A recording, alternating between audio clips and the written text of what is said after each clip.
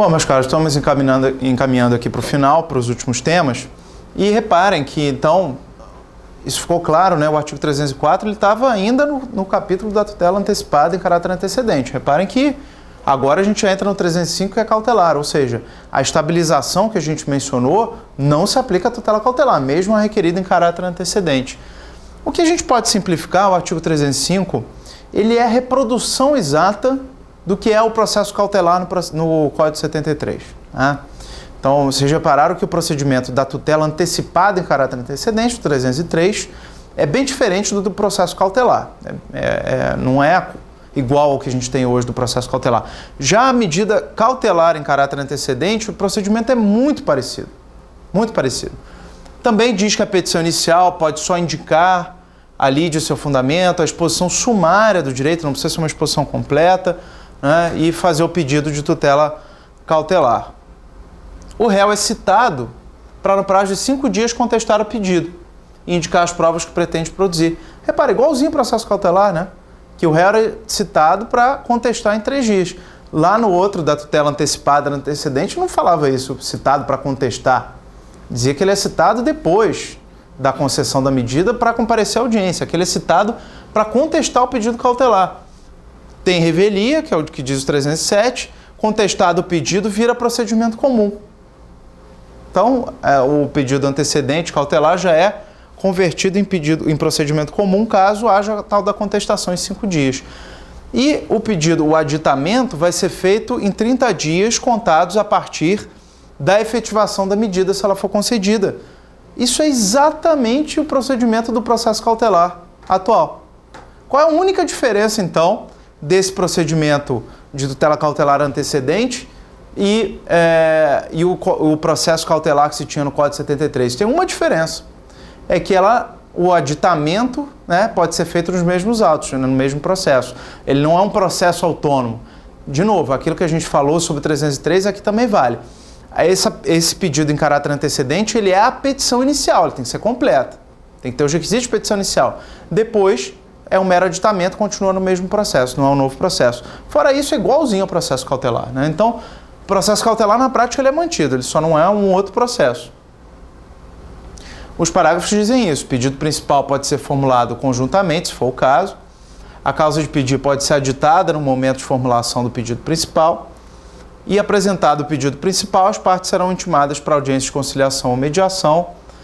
Não havendo autocomposição, o prazo será contado na forma do artigo 335. Aí já é a questão lá do procedimento comum que vocês vão ver em outra aula. O artigo 309 repete também a questão da cessação da eficácia da tutela cautelar. Né? Se o autor não aditar, a cautelar cai. Se não for efetivada dentro de 30 dias, ou quando finalmente o juiz julgar improcedente o pedido no final do processo. O parágrafo único ele é importante, ele diz assim: se por qualquer motivo cessar a eficácia da tutela cautelar, é vedado à parte renovar o pedido, salvo sob novo fundamento. O Código Novo ele tem uma tendência a estabelecer essas preclusões, né? Por exemplo, mesmo a extinção sem resolução do mérito, que não gera coisa julgada material, o Código diz só pode ajuizar de novo a ação se corrigir aquele vício que levou à extinção do processo inicialmente. Então, aqui o Código, no caso da cautelar, ele impede que o pedido seja renovado de forma automática e idêntica. Né? Tem que ter novo fundamento para pedir novamente a uma cautelar já que teve eficácia e que teve sua eficácia cessada. O indeferimento da tutela cautelar, artigo 310, não obsta que a parte formule o pedido principal nem influi no julgamento desse, salvo se o motivo de indeferimento for o reconhecimento de decadência ou prescrição. Também uma regra que já tinha para o processo cautelar no Código 73, basicamente diz o seguinte, que a sentença cautelar, no caso do processo cautelar, e a decisão agora nesse novo procedimento preparatório, não faz coisa julgada material com relação ao pedido principal, a não ser que desde logo se reconheça que há decadência ou prescrição. E aí o pedido principal sequer vai precisar ser processado e decidido. Por fim, nosso último tema é a chamada tutela da evidência. Então, retomando aquela classificação que a gente fez para agora ficar muito mais claro ainda. Né? Tutela provisória se divide em urgência e evidência. Urgência se subdivide de novo em cautelar antecipada. Então a gente viu normas gerais sobre tutela provisória, que se aplicam inclusive à tutela de evidência. Depois a gente viu normas da tutela de urgência comuns a ambas, que se aplicam tanto a cautelar quanto a antecipada. Depois a gente viu o procedimento preparatório de cada uma delas, da antecipada e da cautelar. Agora, por fim, vem as regras sobre tutela de evidência, que são tutela provisória, mas não são tutela de urgência, tá? Isso aqui precisa ficar bastante claro. Ah, isso é uma novidade absoluta? O Código 73 nem tocava nessas hipóteses aqui que a gente vai falar? Sim, tocava sim. Não é uma novidade absoluta, não. Mas ele chamava de tutela antecipada, não chamava de tutela de evidência, nem de provisória. Então, olha o que diz o 311. A tutela de evidência será concedida independentemente da demonstração de perigo de dano ou risco ao resultado útil do processo. Então, o 311 deixa claro. É uma tutela jurisdicional concedida antes do momento natural, antes da decisão definitiva, não depende de urgência. Não há que se falar em periculo in mora.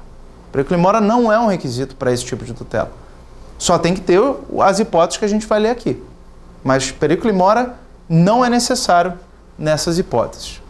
Primeiro caso de tutela de evidência.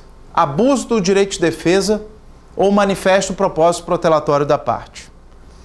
Será que isso é tutela de evidência? Quando a gente fala em tutela de evidência, a gente está falando do direito ser tão evidente que eu já posso conceder a tutela imediatamente e não precisa nem ter urgência. Evidência traduz essa ideia, né? Mas o primeiro caso fala, quando ficar caracterizado abuso do direito de defesa ou manifesto propósito protelatório da parte.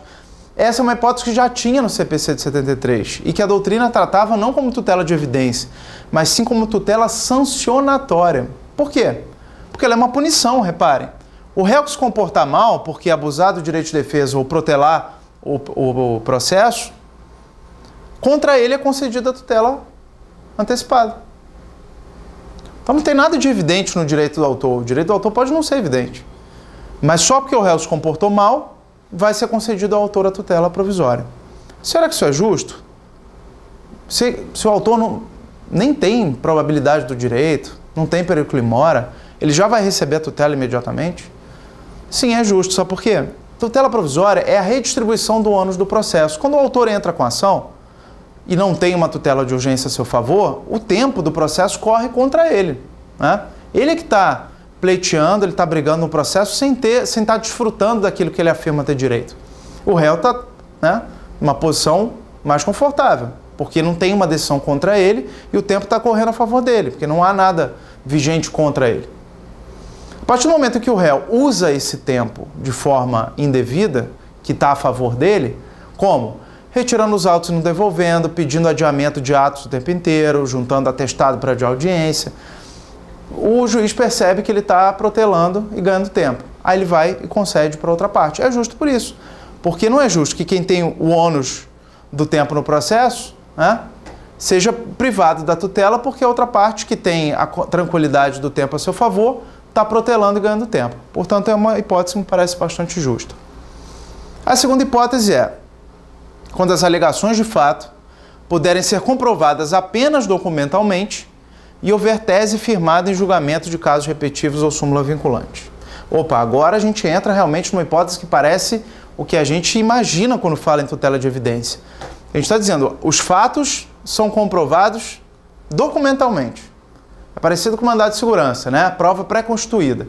Os documentos que acompanham a inicial não deixam dúvida com relação aos fatos afirmados pelo autor. O juiz se convence que os fatos foram aqueles. Tá bom, o juiz se convencer dos fatos não é suficiente, por exemplo, para dar uma sentença ainda. Ele tem que entender que os fatos são comprovados e que o direito socorre aquela pretensão do autor. Mas ele percebe o seguinte, olha, as alegações de fato já estão comprovadas. E a tese defendida pelo autor já está firmada em julgamento de caso repetitivo ou tem até uma súmula vinculante sobre a matéria. Então o direito já está certo. O juiz, no novo código, ele não pode se afastar do entendimento fixado em julgamentos repetitivos ou em súmula vinculante, né? Então, o que adianta? Se ele já está plenamente convencido dos fatos e a tese já tiver sido firmada, o juiz não tem como julgar diferente disso, portanto, ele já concede a tutela provisória para o autor, né? Inciso 3. Aqui é uma hipótese bastante específica e autoexplicativa. A gente não precisa nem tirar exemplo dela, porque ela é o próprio exemplo. É uma situação pontual. Se tratar de pedido rei persecutório fundado em prova documental adequada do contrato de depósito, caso em que será decretada a ordem de entrega do objeto custodiado sob combinação de multa.